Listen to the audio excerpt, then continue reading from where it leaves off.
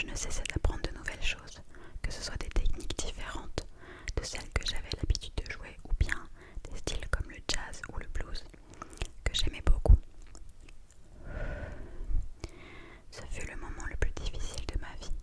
Il venait de commencer, du moins c'est ce que je pensais.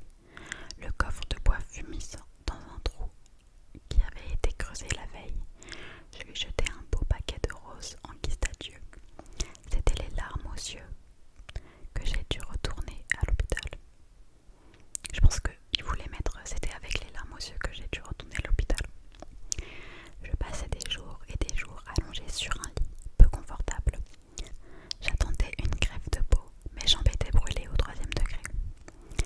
L'opération eut lieu, me prévint, avec de nouvelles cicatrices qui resteront gravées sur mon corps le reste de ma vie. 25 mars. Aujourd'hui, j'ai eu 16 ans. Moi, je suis née le 26 mars. J'ai soufflé une bougie de plus que l'année dernière, mais cette fois-ci, maman n'était pas là pour voir le vœu que j'ai demandé. Elle ne pourra pas manger la part de gâteau que je lui ai mise de côté au cas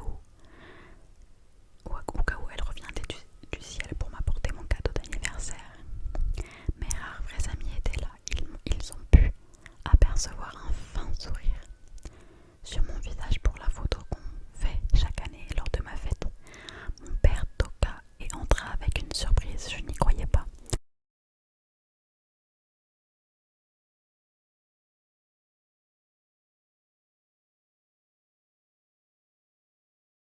Le célèbre chanteur du groupe Kyo, je me suis dit comme ça, c'est dans ses bras que des larmes se mirent à couler.